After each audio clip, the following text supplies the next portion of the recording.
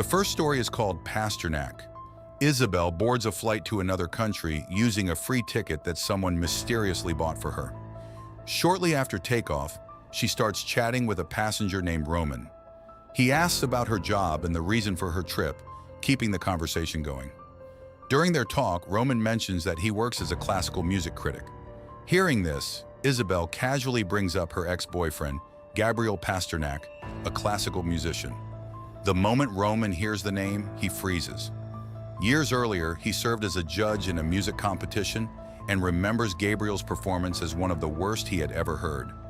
Then something even stranger happens. A woman sitting nearby overhears the conversation and recognizes the name as well. She reveals that she was Gabriel's middle school teacher and remembers him as a troublemaker who was forced to repeat a grade. "Hey there, it's Nacho. Thanks for watching and welcome back again," and made him repeat the year. Not long after that, another man joins in. He recognizes the teacher because he used to be her student, and he also happened to be in the same class as Pasternak. He admits that back then, he and his friends used to bully him. At this point, it stops feeling like a coincidence. More passengers start connecting the dots. A shop owner on the flight realizes Pasternak is the same guy he once fired, and one by one, nearly everyone on the plane seems to have some past history with Gabriel Pasternak. When they look closer, they realize they all ended up on this flight for different reasons. Some won tickets through work, some got them through promotions, but they all share one strange detail. None of them were allowed to choose the date or time of the flight. Then the flight attendant drops the real bomb. Gabriel Pasternak is the pilot. She explains that she knew him during training. They were friends, but when he asked her out, she rejected him. Isabel also admits something else. She broke up with Pasternak after cheating on him with his friend, and that same friend is on this plane too, and now things feel trapped. The flight attendant says the cockpit door has been locked since takeoff, and nobody can get in. Suddenly, the plane hits violent turbulence. As the aircraft starts to dive, a psychiatrist named Victor rushes to the cockpit door and pounds on it, begging Pasternak to stabilize the plane. Victor once postponed Pasternak's appointment, and now he tries to calm him down, saying Pasternak should not blame himself, and that the real pressure came from his parents who demanded too much from him his whole life. But Pasternak does not respond. He is not interested in explanations or forgiveness. He wants to crash the plane and take every enemy from his life down with him. And he is not crashing it randomly either. He is aiming straight for his parents, who always sit outside drinking tea in their yard at this exact time. The second story is the rats. In a small restaurant, a waitress named Mosa gets a new customer, a middle-aged man named Cuenca. The moment she sees him, something breaks inside her. Mosa goes into the kitchen and cannot hold back her tears.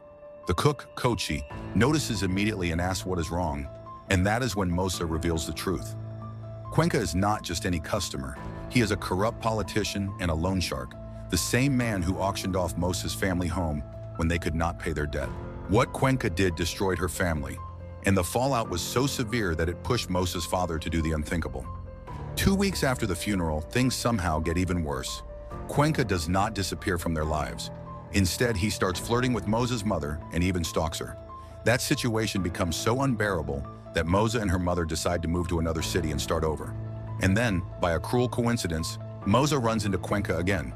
That is when Mosa feels the urge to take revenge for her father. Kochi, the cook, suggests a simple and brutal solution.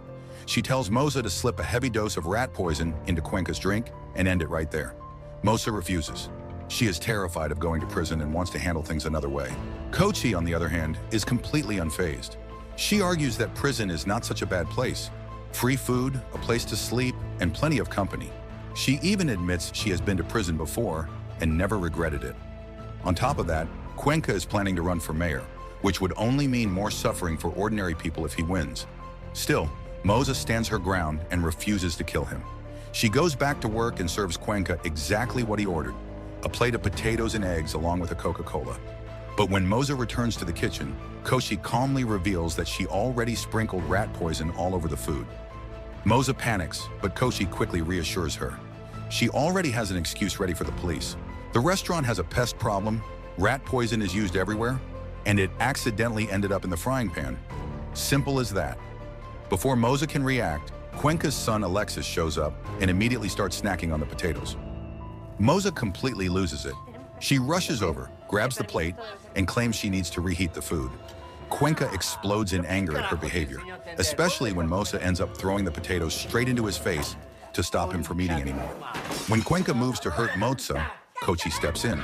She walks out holding a knife and stabs Cuenca in the back over and over until he is dead.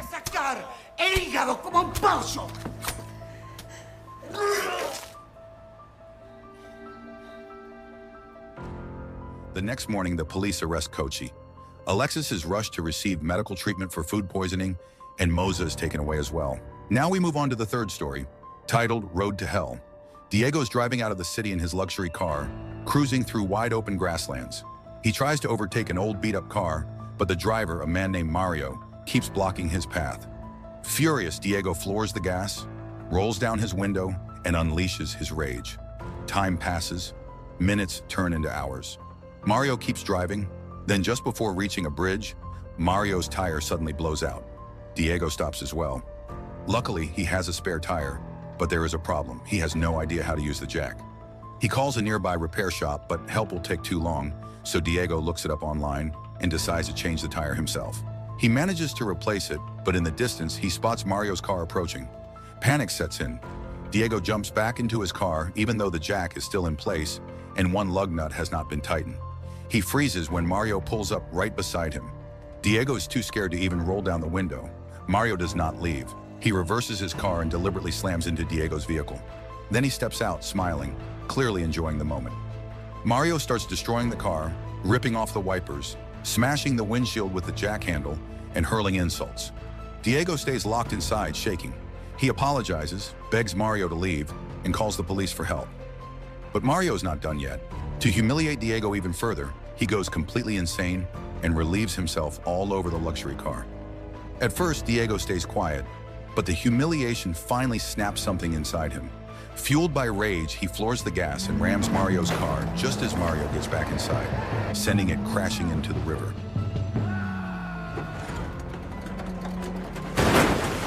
Because one lug nut is still missing, Diego quickly jumps out to tighten it. But then he hears Mario breaking out through the window. Panic hits again. Diego does not fully secure the wheel, jumps back into his car and speeds away. Mario survives and starts screaming that he will hunt Diego down and kill him. He has already memorized the license plate. Realizing the danger is not over, Diego makes a reckless decision. He turns the car around and tries to run Mario down. Mario manages to dodge the first attempt. Diego circles back and tries again, but the loose lug nut finally gives out. The tire fails and Diego's car crashes into the same spot where Mario's car overturned. Diego tries to escape, but a rock blocks the door. Mario, completely consumed by rage, climbs in through the trunk and tears through the back seat. A brutal fight breaks out. Diego grabs a fire extinguisher while Mario swings a crowbar. Mario's strength quickly overwhelms Diego. The car door is smashed open and Diego ends up hanging by his seatbelt. He briefly loses consciousness, but manages to keep himself from slipping further. Mario then tries to erase all evidence by blowing up the fuel tank as he sets torn fabric on fire. Diego has no idea the car is about to explode. He grabs Mario's leg and pulls him back into the fight. At that exact moment, the police finally arrive at the scene. Seconds later, both cars explode with Diego and Mario still inside. The police call the fire department, and once the flames are put out, both men are found burned to death. Now we move on to the fourth story, titled Bombita. This story follows Simon, a demolition expert who specializes in explosives. After finishing a job blowing up a building, Simon is reminded by his wife that it is their daughter's birthday, and he needs to hurry. He picks up the birthday cake and heads back to his car. But when he gets outside, his car is gone. It has been towed. Still holding the cake, Simon storms over to the impound lot to complain. He insists there were no parking signs where he left his car. He refuses to pay the towing fee, demands an apology, asks for compensation for his taxi fare, and rants about how corrupt the public service system has become. The employee does not care. He says he is just doing his job and Simon can get his car back after paying the fee. With no other choice, Simon pays. But because of the towing, he ends up missing his daughter's birthday party. Simon tries to explain everything that happened that day, but his wife, Victoria, is already fed up.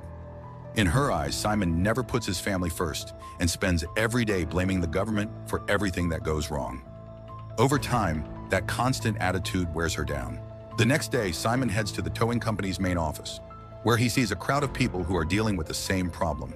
The reason he is there is a new fine he just received, one that is even higher than before. even though he already paid the original towing fee. Simon insists he knows exactly where he parked, and there were no warning signs at all. He refuses to pay the remaining fine, demands an apology from the authorities, and asks to speak with the manager. Once again, he gets the same scripted explanation. According to the ticket, his car was parked in a restricted zone, and if the fee is not paid, the fine will keep increasing. That is the breaking point. Overcome with anger, Simon smashes the service window with a fire extinguisher. Security quickly steps in and arrests him. Luckily, a friend manages to get him out of jail, but the damage is already done. The next day's newspaper features Simon as the headline, highlighting his outburst at the towing office. The problem is that the city government is the main client of the company Simon works for. Shortly after the story spreads, Simon is fired because the company wants to protect its image. Not long after that, his wife files for divorce and asks for full custody of their child. Simon starts applying for new jobs, but he is rejected again and again. Then one day, it happens all over again.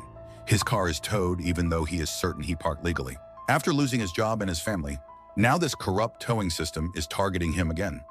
After paying the towing fee, Simon loads something into his car and deliberately parks it in a forbidden area.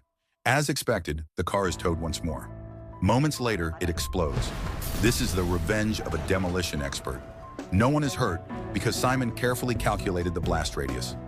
News of the incident spreads quickly, and Simon's protest gains massive public support. People relate to his anger because they have experienced the same injustice. He becomes a symbol of resistance and earns the nickname Bombita. The corrupt practices of the towing company are exposed even further. Even though Simon ends up in prison, the public demands his release. The fourth story ends with Victoria and their daughter visiting Simon in prison, bringing him a cake and surprising him on his birthday.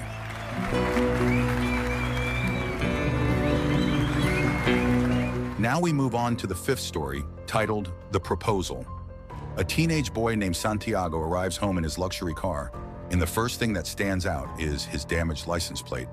He immediately tells his parents, Mauricio and Helena, that he just committed a hit and run involving a pregnant woman. Without hesitation, his parents call their trusted lawyer, Osmar, to help their son escape the charges. Meanwhile, news of the hit and run is already spreading. Tragically, the woman and her unborn baby die on the way to the hospital, and the police begin searching for the suspect's car using CCTV footage. That is when Mauricio comes up with a disturbing plan. He decides to frame the family's longtime gardener, a man named Jose, as the driver responsible for the hit and run. Jose has worked for the family for 15 years, and now he is offered 500,000 euros in exchange for taking the blame and confessing to the crime. Mauricio also promises that with the help of his lawyer, Osmar, Jose will be out of prison quickly. In the best case, it would be less than a year and a half. That amount of money is something Jose could never earn from his job, and it could completely change his family's life. In the end, Jose agrees, and they begin manipulating the situation. The security footage from the garage is erased. Any trace linking Santiago to the car is removed. Jose is told to sit in the driver's seat, touch the steering wheel, and handle various objects so his fingerprints are everywhere.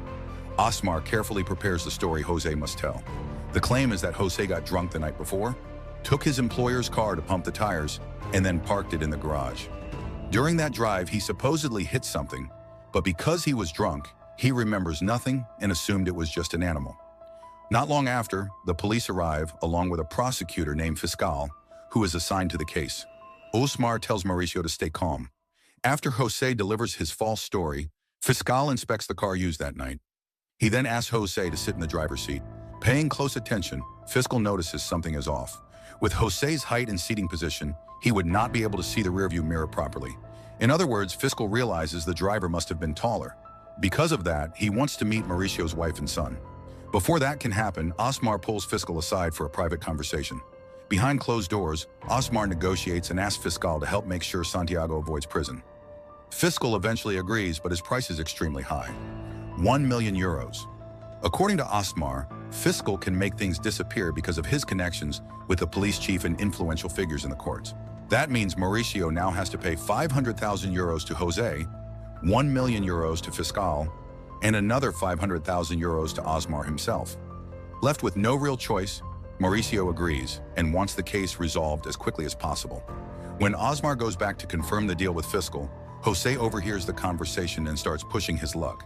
He feels it is unfair to receive the same amount as the lawyer while he is the one going to prison. He demands more, including an apartment by the beach. Outside, public anger is growing. Protesters gather in front of Mauricio's house, and the media shows up in full force. Inside, the four of them meet to plan the next steps. Fiscal lays out the procedure. Mauricio and his family will present a unified story to the press. Jose will be handcuffed, his face covered, and he will not answer any questions. Osmar will act as the intermediary, while Fiscal handles everything in court. Not long after, Santiago arrives and insists on confessing to the media. The guilt is eating him alive. The others quickly shut that down and tell him to stay calm, insisting that everything is already under control. As the briefing continues, Fiscal suddenly asks for an additional 30,000 euros to silence police officers or anyone else who might interfere. This pushes Mauricio over the edge. He refuses to pay anything beyond the 1 million promised to Fiscal. That is when things unravel. Fiscal looks confused and makes it clear that he never asked for 1 million euros in the first place. At that moment, it becomes obvious that Osmar inflated the deal to pocket extra money for himself. Seeing the greed of everyone in the room, Mauricio finally snaps. He announces that all agreements are canceled. He decides that his son, Santiago, will confess and face the consequences, believing it will be a hard but necessary life lesson. After taking some time to calm himself, Mauricio meets Osmar again and says the deal has changed. Jose will still receive 500,000, but there will be no beach apartment. Osmar and Fiscal will also receive 500,000 each. However, Mauricio makes one thing clear. He will only pay a total of $1 million. How they split it among themselves is no longer his concern. Not wanting to walk away with nothing, Osmar, Fiscal, and Jose agree. Whatever arrangement they make is their problem. Soon after, Jose is escorted toward the police station with his head covered by a jacket. But before he can get away, the husband of the pregnant woman steps out from the crowd and brutally attacks Jose with a hammer. The beating is so severe that Jose most likely dies on the spot. With Jose dead, the carefully manipulated $1 million deal collapses instantly. Now we move to the final story, the sixth one, titled Until Death Do Us Part. A newly married couple, Romina and Ariel, are celebrating their wedding, and everything feels joyful and perfect. Guests are smiling, photos are being taken, and the atmosphere is full of happiness. But during the reception, Romina notices Ariel talking to a coworker named Lourdes, and their body language feels off. That moment triggers a memory. Romina recalls a strange phone number on Ariel's phone, which he claimed belonged to his guitar tutor. When she checks, her suspicion turns out to be right. The number belongs to Lourdes. Romina's emotions spiral. Not long after, the dancing begins, and Ariel pulls her onto the dance floor. Instead of enjoying the moment, the issue explodes between them. The truth finally comes out, and Ariel admits that he cheated with Lourdes. Romina is devastated. She breaks down in tears and storms out of the wedding hall. She runs through an emergency exit and ends up on the rooftop. Ariel tries to follow, but loses her along the way. Overwhelmed and broken, Romina briefly considers doing something irreversible. Thankfully, a chef who happens to be there notices her distress and steps in to stop her. Romina pours out everything that just happened. The chef listens, comforts her, and offers calm, thoughtful advice. Caught up in the intense emotions of the moment in the quiet rooftop setting, Romina suddenly hugs him, then kisses him. One thing leads to another, and they cross a line. Not long after, Ariel reaches the rooftop and is shocked by what he sees. In that moment, Romina explodes. She vows to make Ariel suffer, to drain him financially, to openly be with anyone she wants, to expose all his secrets online, and to refuse divorce so he feels the same pain she does. Ariel cannot handle it and becomes physically sick on the spot. With her makeup ruined and emotions completely unfiltered, Romina storms back into the reception hall. She demands the music start again and forces the guests to keep partying. She even drags Lourdes onto the dance floor, only to violently throw her into a mirror. After the incident, Lourdes is rushed for medical treatment while Romina continues mocking her without remorse. Romina completely loses control. She drags the guests into cutting the cake and throwing the bouquet, turning the wedding into chaos. Ariel tries to stop her, but Romina keeps saying inappropriate things in front of everyone. Ariel breaks down, begging her to stop, insisting that what she is doing goes far beyond his mistake. Instead of calming down, Romina demands that everything be recorded. She even declares that if she ever marries again, it will be to a wiser man. Watching the scene spiral out of control, Ariel's mother tries to step in, but she is quickly held back by Romina's father. Eventually, Romina realizes she has gone too far. The room is filled with fear, and some guests are openly crying. At the same time, Ariel is overwhelmed with guilt. He truly loves Romina, and desperately tries to fix what he has broken.